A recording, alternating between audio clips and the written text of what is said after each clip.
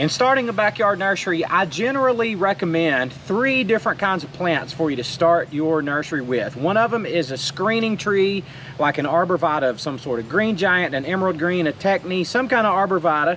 The second plant that I recommend is some sort of hydrangea, something that you can't go wrong with. And for me, that's the limelight hydrangea, it's the silver dollar hydrangea, and then there's other hydrangeas, but the hydrangea. And a third plant that I recommend all the time for people to start their nurseries out with is some sort of perennial. And the single plant, if there were just one, that I recommend the very most, it is the hosta. And in today's video, I want to show you some specific recommendations of exactly what varieties of hosta that you might start out with in starting your nursery.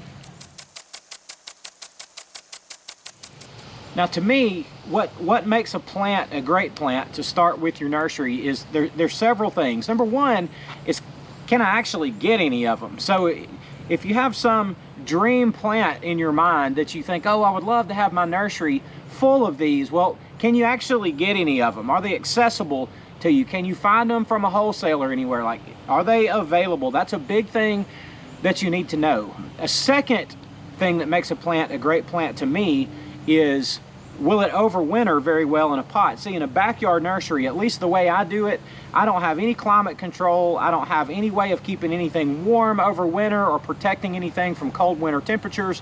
So most of my plants just sit out in the open and overwinter in their pots, and they just sit on the ground out in the elements as they are. So I want to know, is this plant a plant that's going to survive temperature swings in the winter and survive snow or ice or 0-degree temperatures or whatever it may be? So can I get them, and will they survive? And number 3, do they look nice for a long time? So here's what I mean when I say that. You may have some perennial flower in mind that's beautiful as can be, but it has a very short bloom time. Well, I want plants that look good for weeks and weeks and weeks, not that look good for just a few days or a week or two. So that's kind of my criteria when I'm choosing plants, is can I find it, will they survive, and do they look nice for a long time?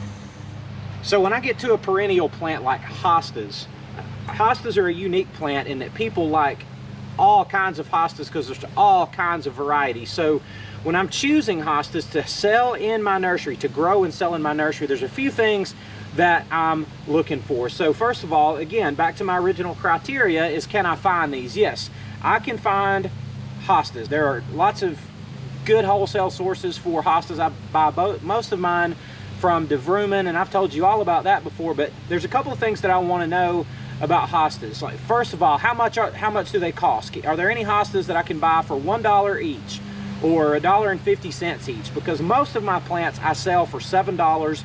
Most of these hostas I buy are going to have to grow out for a full season and be sold out the next spring. So can I find them?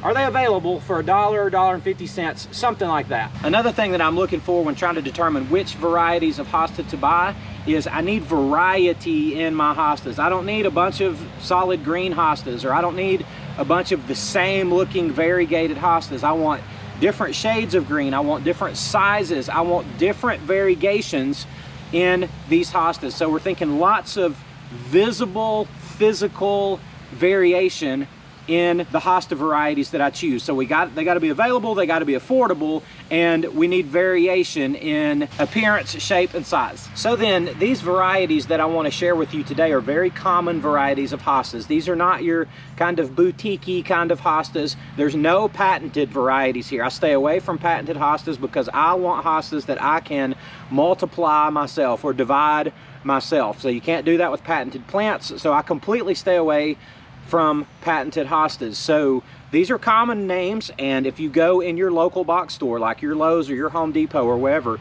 you're likely going to see some of those in there. So there's nothing new here. I'm not trying to give you the new greatest hostas in the world. I'm showing you the ones that are common, that have stood the test of time, and that I can guarantee you will sell very well in your own nursery from your own house. Now, these hostas that I'm going to show you today, these are my own hostas in my own yard. At least most of what I'm going to show you are back here, and these are all for next year. None of them look great this year. It's at the end of the growing season.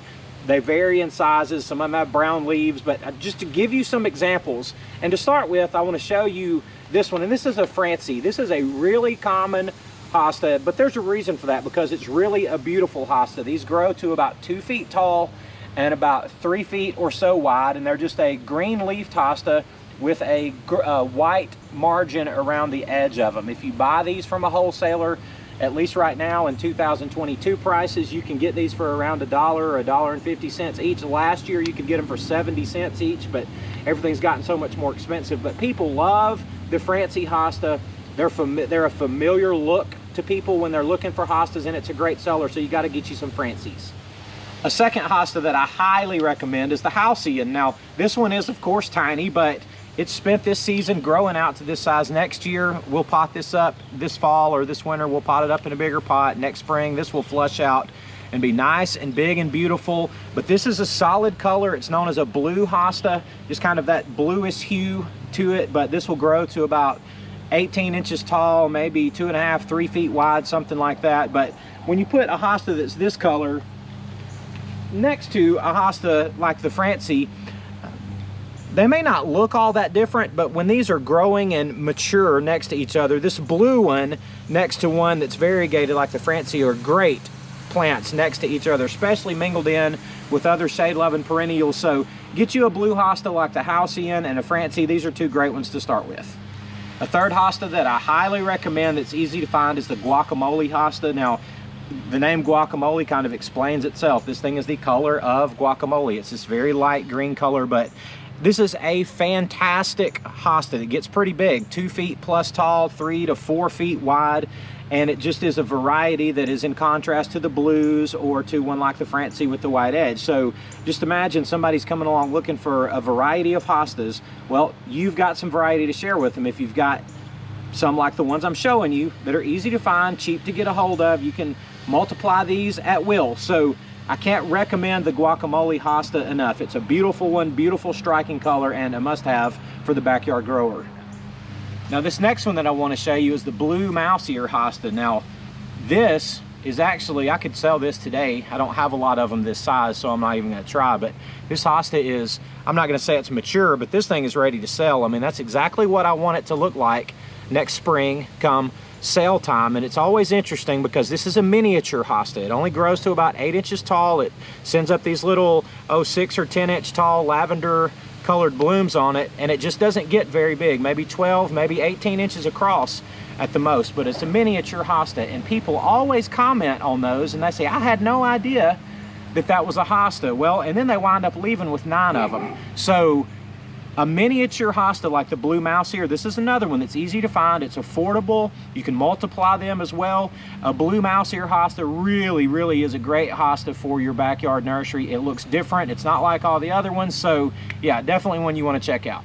Another great hosta is the August Moon hosta. Now this is not a very pretty example of it, but I think what you probably can see really well is this golden color. Let me turn that off, turn that around and get the shadow off of it if I can, is the golden color of the leaves. And that's really going to be a standout hosta against a lot of the more standard greens that you find in the hosta. But this is a beautiful one. It's another hosta that's about 2 feet tall, about 3 feet wide at maturity, but one that will sell very well and very quickly.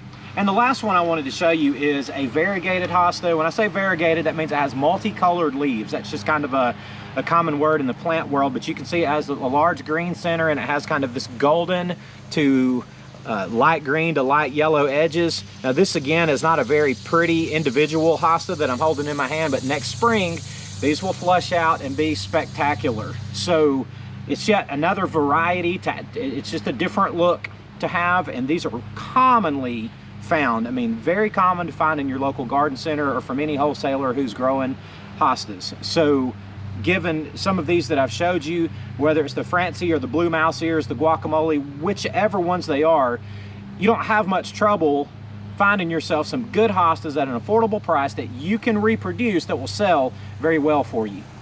So guys, I hope this is helpful to you to just give you some ideas about what varieties of hostas you might be looking for. There's a million others, and it's not like these are the top few varieties for you, but I just wanted to give you some ideas of some that are readily available that you should be able to find in order to get your nursery going, or particularly if you wanted to get into more hostas in your nursery. Literally hundreds and hundreds and hundreds of varieties of these, but I think these will get you on the right track. I appreciate y'all watching my video today. I love y'all, and I'll see you on the next one.